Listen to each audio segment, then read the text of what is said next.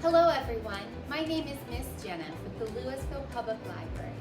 I am so excited to be doing story times with you online every Friday at 10:30. Each week we will be reading awesome books together and we'll also be doing a craft. You can pick up your craft on that Friday right inside the main library doors. It will be in a brown paper bag. Also, while you're at the library, don't forget to pick up a literacy building calendar. It's filled with awesome ideas to keep you busy. Let's get started. Hello everybody. Well, it's that time again. It's time for school to start. Now is the time when you're out buying school supplies and meeting your teacher and seeing your classroom for the first time. It's always a very exciting time of year. So that's what our story time is going to be about today. It's going back to school. Our first book is called Time for School, Mouse.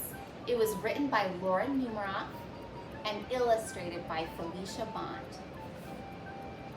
Time for school, Mouse.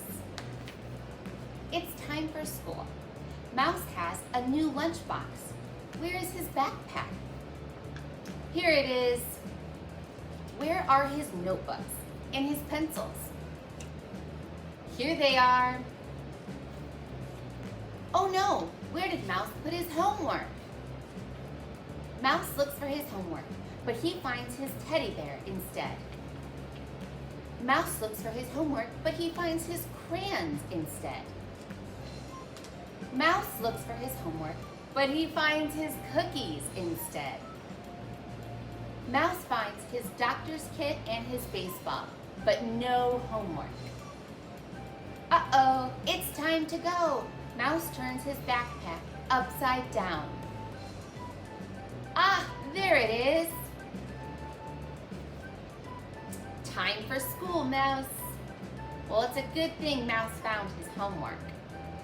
I have my book bag and lunchbox here, and next I'm going to play a game with you. I'm going to pull a school supply out of my bag, but before I do, I'm going to give you clues and you're going to have to guess what it is, all right? So our first school supply is sharp. You use them to cut things, and you need to be very careful using them.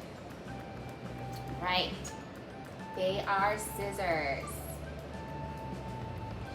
School supply number 2. All right, these are colorful.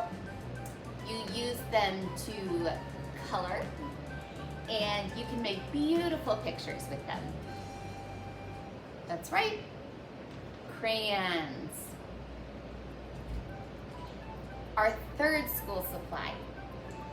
It comes in a bottle or a stick, and you use it to stick things together. Any guesses? That's right, glue sticks. All right, our next school supply, you use it to write with, and it has an eraser at the end of it. So in case you make a mistake, you can erase it. These are pencils.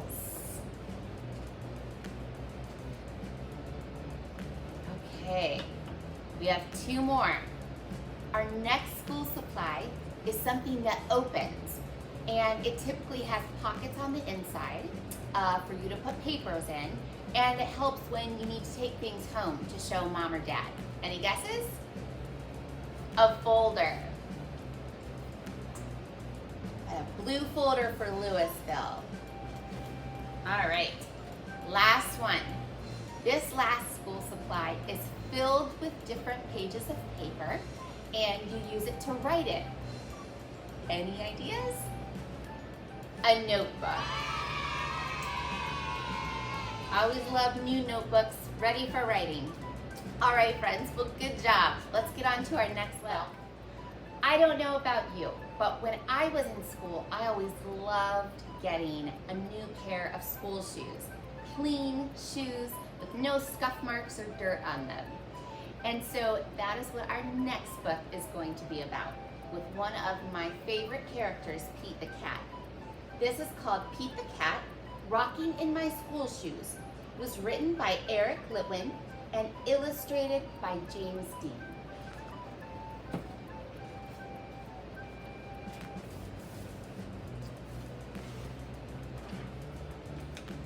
Here comes Pete, strolling down the street, rocking red shoes on his 4 furry feet. Pete is going to school and he sings this song. I'm rocking in my school shoes, rocking in my school shoes, rocking in my school shoes. Pete is sitting at his desk when his teacher says, "Come on, Pete, down that hall to a room with books on every wall." Where is Pete going? The library. That's my favorite place. Pete has never been to the library before. Does Pete worry? Goodness no. He finds his favorite book and sings his song. I'm reading in my school shoes, reading in my school shoes, reading in my school shoes. Check out Pete. He's ready to eat in a big noisy room with tables and seats. Where is Pete? The lunchroom. It can be loud and busy in the lunchroom. Does Pete worry? Goodness no. He sits down with his friends and sings his song. I'm eating in my school shoes, eating in my school shoes, I'm eating in my school shoes. Pete and his friends are playing outside on a green grassy field with swings and tall slides. Where is Pete? The playground. Kids are running in every direction. Does Pete worry? Goodness no. He slides and swings and sings his song. I'm playing in my school shoes. I'm playing in my school shoes. I'm playing in my school shoes. All day long, Pete sings his song. I'm singing in my school shoes. I'm painting in my school shoes. I'm adding in my school shoes. I'm writing in my school shoes. When school is done, Pete rides the bus home. Pete's mom asks him, "What did you do at school today?" And Pete says, I was rocking in my school shoes. I was rocking in my school shoes. I was rocking in my school shoes. And I will do it again tomorrow. Because it's all good.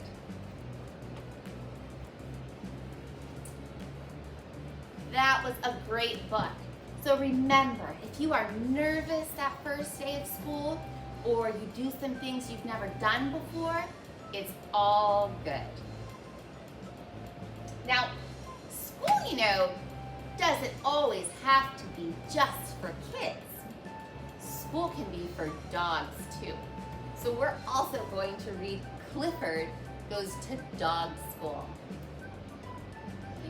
It was written and illustrated by Norman Birdwell.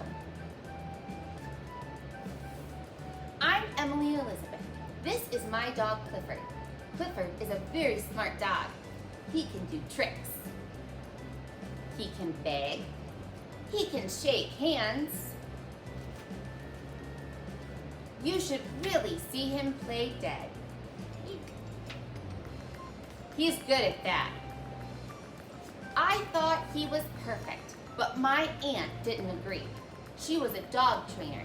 She said that no dog was perfect unless he had been to dog school, like her dog, Sandy. Clifford was too big for regular dog school, so my aunt said she would train Clifford herself. First, he had to learn to heel. He had to learn to walk next to her on a leash. That leash was a little too short. Auntie got a longer leash for Clifford. That leash was a little too long. Poor Auntie. Auntie said we would come back to that lesson. Next, she told Clifford to sit. Clifford is very smart.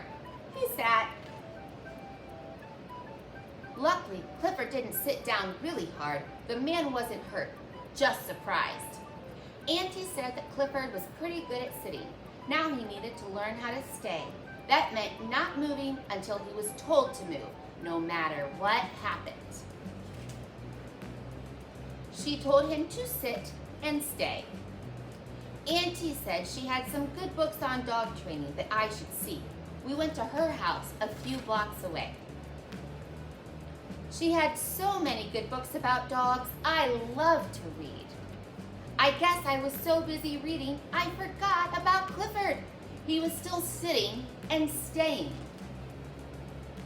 He knew he had to sit no matter what happened. Sandy moved, but Clifford stayed. Even when a frisbee flew by his nose, he stayed. And Clifford loves to chase frisbees.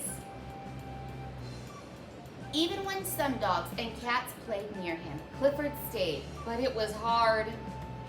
Back at Auntie's house, I suddenly remembered Clifford. How could I have forgotten my dog? I ran back to Clifford as fast as I could. I wasn't very careful. I forgot to look both ways when I crossed the street. Oh no! Clifford saved me. I guess Clifford will never be the best trained dog. But to me, he'll always be the best dog in the world. Well, unless you are a kid or even a pet, I want you to have a wonderful start to the school year. Have a great day, everybody. Thank you for joining me for Storytime today. I hope you had as much fun as I did. Please have the adult in your home leave us a comment and tell us how many individuals were watching with you today. It truly helps the library. Until next time, let's spread kindness wherever we go. Have a great week, everyone.